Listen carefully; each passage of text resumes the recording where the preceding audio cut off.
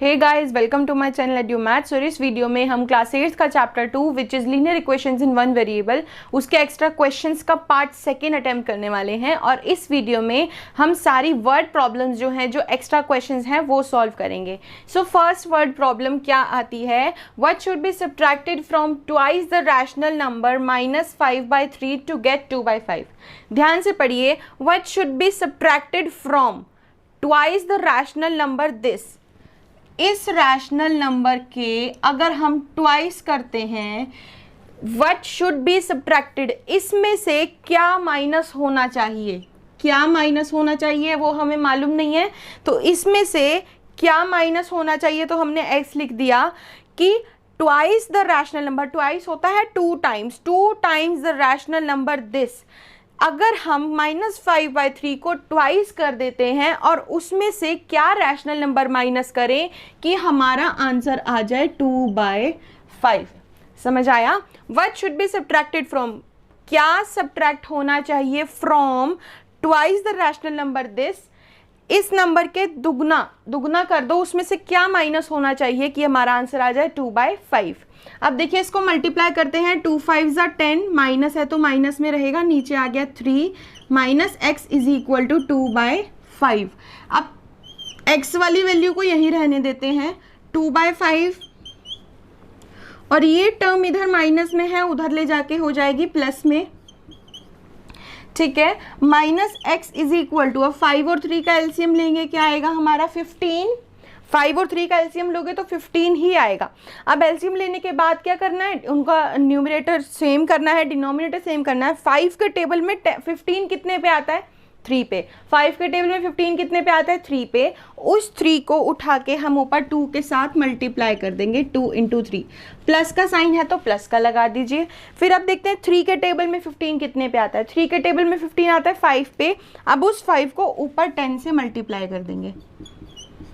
ठीक है, अब माइनस एक्स, आगे का यहाँ सॉल्व करते हैं। Minus x is equal to 2 3 ज़ा 6 प्लस 5 10 ज़ा 50/15। ठीक है, minus x is equal to 50 plus 6 is 56/15। ठीक है, प्लस कर दिया, सिंपल है। लेकिन x माइनस में है, दैट मीन्स अगर हम इधर का माइनस हटा के हम इसको उधर लिख सकते हैं।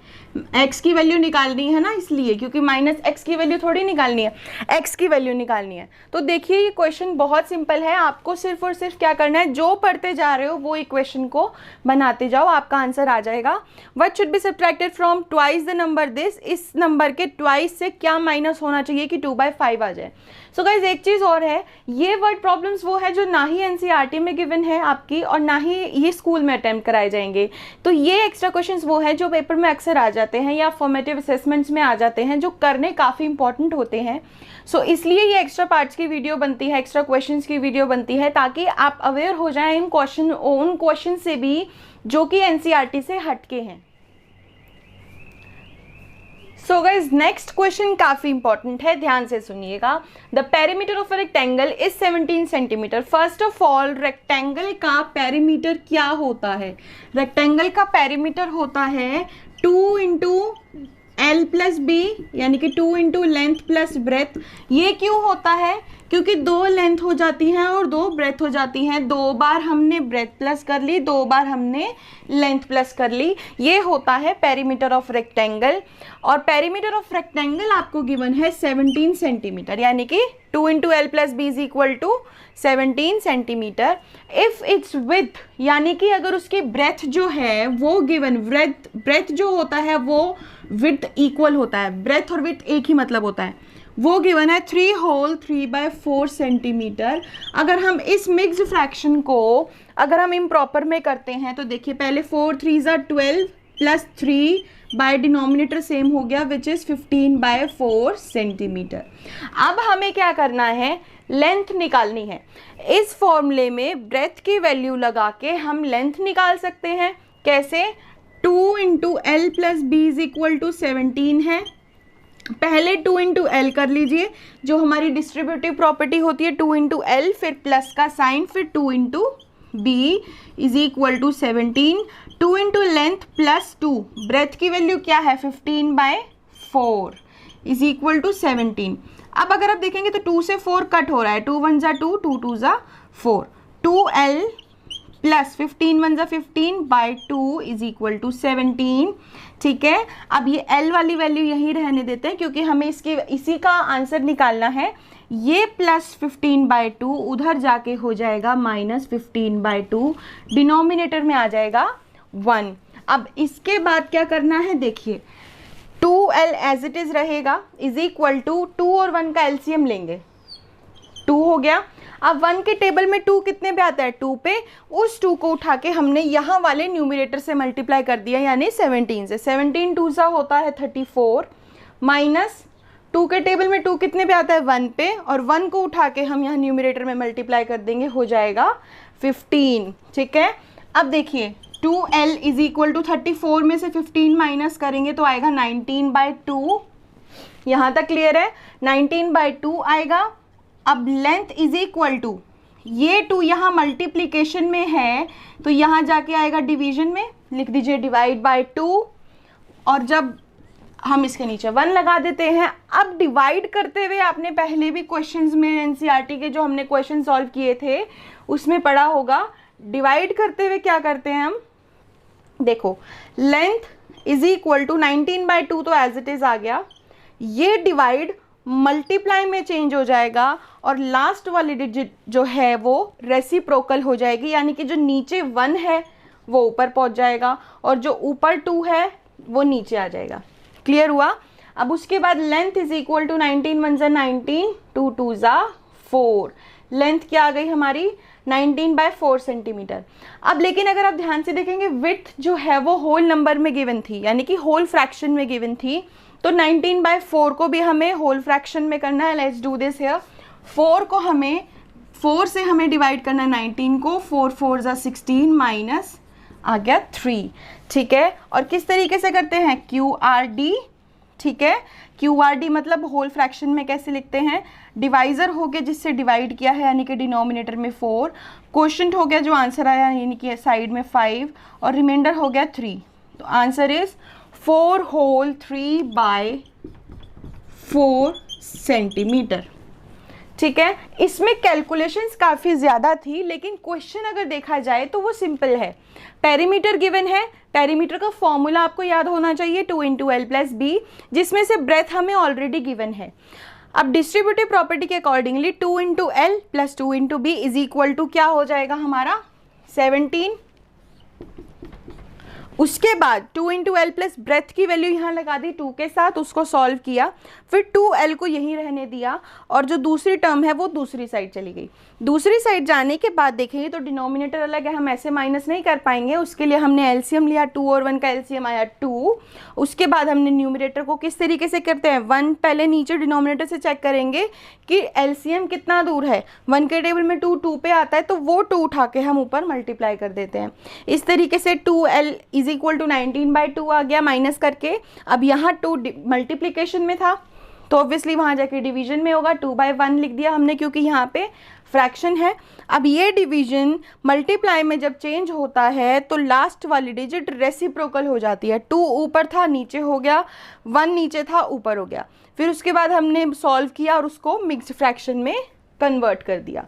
ये क्वेश्चन बहुत इंपॉर्टेंट है, ये क्वेश्चन 3 मार्कर्स में इजीली आपके लिए आ सकता है या 2 मार्कर्स में भी आ सकता है, सो इसको अच्छे से एक बार पढ़ लीजिएगा। So guys, next question है the sum of 3 consecutive multiples of 7 is 63. Find these multiples. अब अगर आपको याद हो, आपने एक्सरसाइज की अगर वीडियो देखी हो तो उसमें मैंने बताया था कि कॉन्जिक्यूटिव नंबर्स क्या होते हैं और ऑल्टरनेट नंबर्स क्या होते हैं। ऑल्टरनेट तो आई थिंक आपको मालूम होगा, एक को छोड़ के एक नंबर की बात की जाती है, लेकिन कॉन्जिक्यूटिव का मतलब है कि अगर पहला नंबर 1 है तो दूसरा 2 होगा और उसके बाद 3 होगा, यानी कि 7 वाले। कॉन्जिक्यूटिव का मतलब क्या हो गया, 7 वाले नंबर्स। ठीक है, अब यदि हमें बोला जाए कि 3 कॉन्जिक्यूटिव नंबर्स हैं और हमें नंबर्स ही नहीं मालूम है तो क्या होगा, एक होगा x, ठीक है, दूसरा होगा x प्लस 1, क्योंकि अगर ये 1 है तो ये 1 प्लस 1 2 होगा, और तीसरा होगा x प्लस 2, राइट। यही होंगे 3 कॉन्जिक्यूटिव नंबर जो हमें नहीं मालूम, क्योंकि यही होंगे जो साथ साथ आएंगे। x की जगह हम कुछ भी वैल्यू लगा देंगे तो ये तीनों नंबर कॉन्जिक्यूटिव ही होंगे, क्योंकि अगर मान लीजिए यहाँ पे 15 है तो 15 + 1 16 और ये 17, 15 16 17 हो गए साथ साथ वाले नंबर्स। अब क्वेश्चन में क्या है, the sum of 3 consecutive multiples of 7, multiples of 7 की बात की गई है।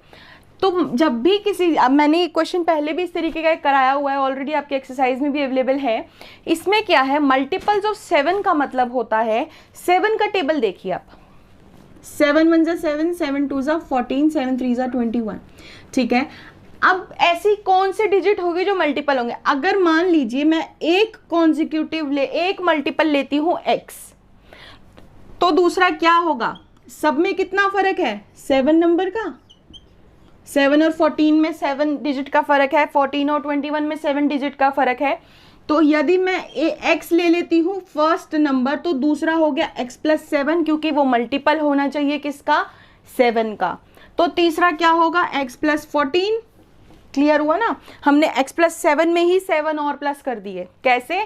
अगर हम x + 1 तो हो गया x, मान लीजिए यहाँ पे है 7 है, ठीक है, 7 के मल्टीपल देखने हैं ना, यहाँ पे है 7, तो दूसरा हो गया 7 + 7 14, तीसरा हो गया x + 7 और उसमें 7 प्लस कर दो यानी कि x + 14, और तीसरा क्या हो जाएगा? 7 + 14 21, जो कि आते हैं 7 के टेबल में, ठीक है।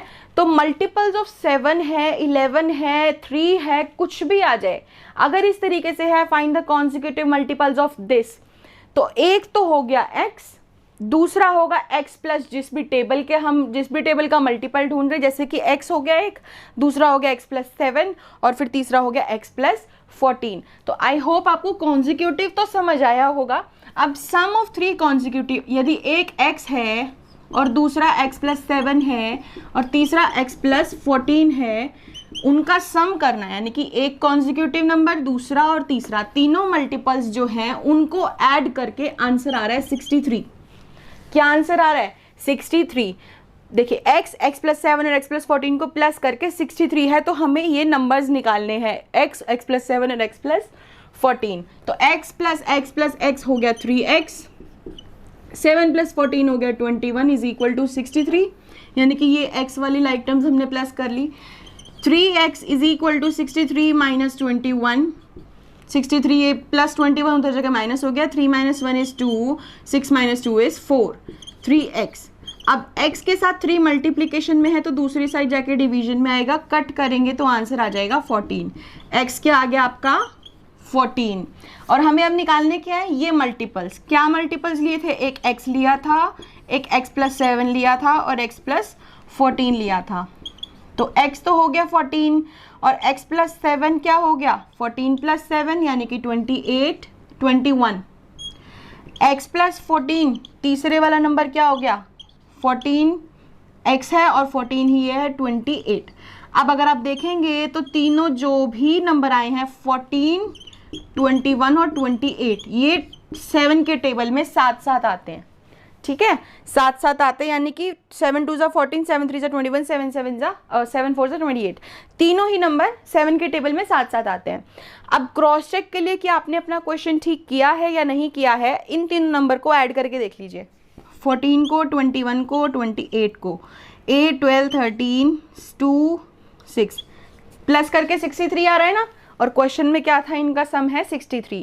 दैट मीन्स आपने पूरा क्वेश्चन सही किया है और ये आ गए आपके consecutive 3 consecutive multiples of 7 whose sum is 63। So guys next question काफी इंटरेस्टिंग है। The denominator of a rational number. देखिए रैशनल नंबर में दो चीजें होती हैं, न्यूमिनेटर जो कि ऊपर होता है फ्रैक्शन के और डिनोमिनेटर जो कि नीचे होता है। अब ये अगर आपको मालूम है तो ये क्वेश्चन बहुत सिंपल है। The denominator of a rational number is greater than its numerator by 3। यानी कि एक रैशनल नंबर में जो डिनोमिनेटर है वो न्यूमिनेटर से 3 नंबर ज़्यादा है, लेकिन न्यूमिनेटर हमें मालूम नहीं है। अगर न्यूमरेटर x है तो डिनोमिनेटर क्या है, x प्लस 3। देखिए, the denominator of rational number is greater than it's numerator bye 3, यानी कि अगर न्यूमरेटर x है तो ये क्या हुआ, x प्लस 3। आगे पढ़ते हैं, if the numerator is increased by 16, अगर न्यूमरेटर को इंक्रीज कर दो 16 नंबर यानी कि प्लस कर दो 16, and the denominator is decreased bye 1, the number obtained is 5/3। ठीक है, ये बन गई हमारी इक्वेशन। अब करते हैं इसे सॉल्व। ठीक है, x plus 16 as it is, x plus 3 minus 1, 3 minus 1 हो गया 2, ये हो गया 5/3। अब यहाँ पे करना है क्रॉस मल्टीप्लीकेशन। अगर आपको क्रॉस मल्टीप्लीकेशन नहीं मालूम क्या है, एक छोटा सा ओवरव्यू यहाँ दे देती हूँ, बट आप लास्ट एक्सरसाइज की वीडियो को ज़रूर देखिए, आपको उसमें क्लियर हो जाएगा। ये 3 जो है वो यहाँ ऊपर जाके मल्टीप्लाई होगा x प्लस 16 के साथ, पूरे के साथ, पूरे ब्रैकेट के साथ, और ये x प्लस 2 जो है वो यहाँ जाके 5 के साथ मल्टीप्लाई होगा। ये होता है क्रॉस मल्टीप्लिकेशन। जो इधर नीचे वाली टर्म है वो दूसरी साइड ऊपर जाके मल्टीप्लाई होगी, और जो इधर नीचे वाली टर्म है वो दूसरी साइड जाकर यहाँ पे ऊपर मल्टीप्लाई होगी। अब 3 इंटू एक्स इज 3x, और 3 इंटू 16 लिखेंगे, 5 into x is 5x plus 5 2 ज़ा 10, 3x is equal to 3x plus 48 is equal to 5x plus 10। अब क्या करना है, देखिए x वाली टर्म को एक साथ रख लीजिए, ये 3x है, ये 5x जो है वो यहाँ ले आइए माइनस में, ये प्लस में है तो माइनस में, इज इक्वल टू ये 10 एज इट इज, ये प्लस 48 इधर आके हो जाएगा माइनस 48। देखिए, ये x वाली टर्म एक साइड ले आया और जो x वाली टर्म नहीं थी वो दूसरी साइड। अब 3x माइनस 5x हो गया 2x, लेकिन माइनस में, क्योंकि 3 और 5 में बड़ा है 5 और 5 के साथ है साइन माइनस का, इज इक्वल टू 10 माइनस 48, 48 में से 10 माइनस किया 38, लेकिन साइन अगेन यहाँ पे आएगा माइनस का, बिकॉज 48 बड़ा है और बड़े वाले के साथ साइन जो है वो नेगेटिव है। अब उसके बाद माइनस से माइनस एज इट इज यहाँ पे कट हो ही रहा है। अब 38 ये 2x के साथ मल्टीप्लीकेशन में है, दूसरी साइड जाके मल्टीप्लाई होगा और कट करेंगे तो आएगा 19, तो x क्या आ गया 19। अब स्टार्टिंग में अगर आपको याद हो तो हमारा फ्रैक्शन क्या बना था, इससे पहले पहले का, ये डिनोमिनेटर जो है वो न्यूमरेटर से 3 नंबर ज़्यादा है, ये था ना हमारा फ्रैक्शन।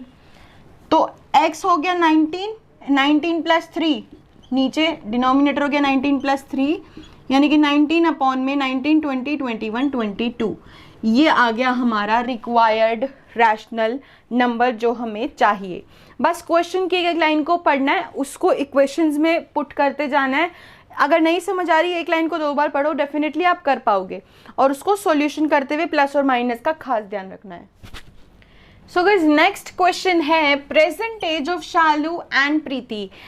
आपको एज वाले क्वेश्चंस में मैंने पहले भी ये चीज़ बताई है कि एज वाले क्वेश्चन में ना जिसका नाम गिवन है वो अलग अलग लिख लीजिए। जैसे ये हो गया शालू और ये हो गया प्रीति, ठीक है, आर इन रेशो, यानी कि इन दोनों की एज जो है वो रेशो में गिवन है। अब रेशो का मतलब 2 चीज़ें होती हैं, या तो हम रेशो को ऐसे फ्रैक्शन में लिख लें कि ऊपर हो गई शालू की एज, नीचे हो गई प्रीति की एज, ठीक है, इस तरीके से भी लिख सकते हैं रेशो है तो, और या फिर हम इनको अलग अलग लिख रहे हैं तो भी सही है। अगर हम इस तरीके से लिखते हैं, देखो तो प्रेजेंट एज क्या है दोनों की, प्रेजेंट एज जो है वो शालू और प्रीति की रेशो में है 5:4, यानी कि रेशो से जब भी हम अलग करते हैं तो मैंने आपको बताया कि हम x लिख देते हैं। शालू की हो गई 5x और नीचे प्रीति की हो गई 4x, ये है प्रेजेंट एज, ठीक है। अब आगे आते हैं 5 years फ्रॉम नाउ, यानी कि 5 साल बाद।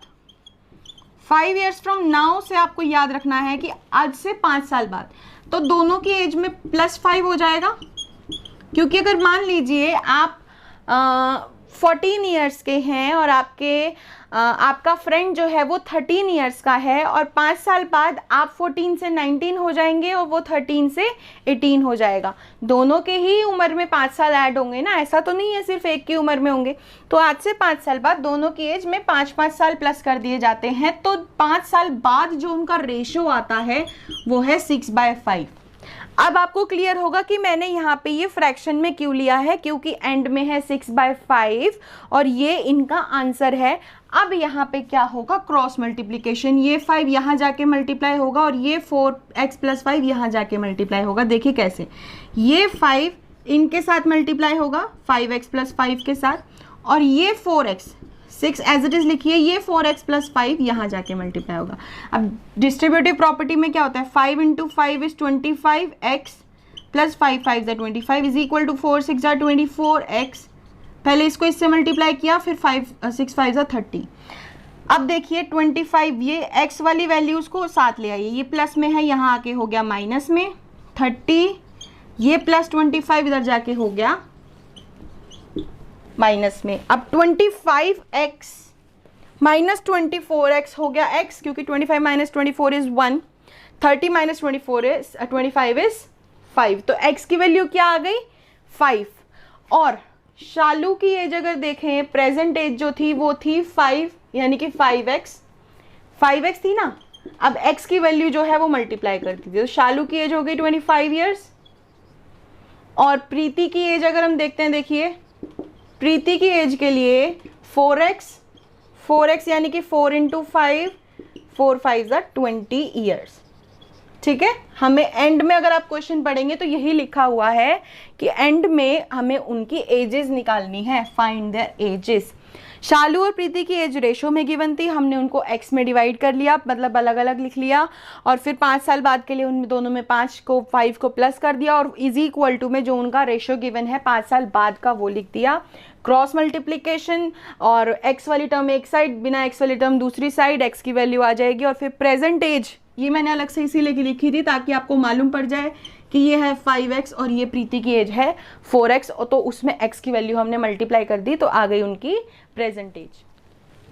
सो गाइज नेक्स्ट क्वेश्चन जो है वो देखिए, if the numerator of a fraction, again ऊपर होता है न्यूमरेटर, नीचे होता है डिनोमिनेटर। अब उसके अकॉर्डिंगली इक्वेशन बनाते हैं। If the numerator of a fraction is 2 less than the denominator, यानी कि डिनोमिनेटर मान लीजिए x है तो न्यूमरेटर डिनोमिनेटर से 2 नंबर कम है। डिनोमिनेटर अगर x है तो न्यूमरेटर क्या हो गया हमारा x - 2। If 1 is added to its denominator, अगर 1 ऐड कर देते हैं उसके डिनोमिनेटर में तो आंसर आता है 1/2। क्लियर है, आंसर क्या आता है 1/2। सो अब क्या करना है, इसको सॉल्व करना है, ये इधर जाके मल्टीप्लाई, ये इधर जाके मल्टीप्लाई। ठीक है, क्रॉस मल्टीप्लिकेशन, इस 2 को ले जाइए x - 2 के पास, और ये x + 1 को ले जाइए 1 के पास। अब 2 × x इज 2x, माइनस का साइन, 2 × 2 इज 4x + 1। x वाली टर्म को इकट्ठे लिखिए, ये +x हो गया इधर -x, 1 - 4 हो गया इधर +4, 2x - x यानी कि 1x is equal to x, 4 + 1 आ गया 5, x इज इक्वल टू 5, ये आ गया। और फ्रैक्शन क्या था, इफ से पहले का यहाँ तक का फ्रैक्शन क्या था, इफ द न्यूमरेटर ये था फ्रैक्शन हमारा स्टार्टिंग में जो हमने बनाया था, हमें यही फ्रैक्शन निकालना है। x तो आ गया 5, यानी कि ऊपर आ गया 5 - 2, ऊपर क्या आ गया x - 2, यानी कि 5 - 2 अपॉन में 5, यानी कि 5 - 2 अपॉन में 5 इज 3/5। तो ये क्वेश्चन बहुत सिंपल था। ध्यान रखना है किस में से क्या माइनस हो रहा है, क्रॉस मल्टीप्लिकेशन कैसे करनी है, आपको अच्छे से आनी चाहिए। क्वेश्चन बहुत सिंपल है। So that's it for today's video guys, and हमारा चैप्टर 2 यानी कि linear equation in one variable वो अब खत्म हुआ। हमने इसके ट्राई दीज जो होते हैं या एक्स्ट्रा क्वेश्चंस भी कर लिए, एक्सरसाइजेज भी कर ली हैं, और ये प्लेलिस्ट में सारी वीडियोस आपको मिल जाएंगी। And thank you for watching my video and stay tune for more videos. Do like, subscribe and share my channel. Thank you.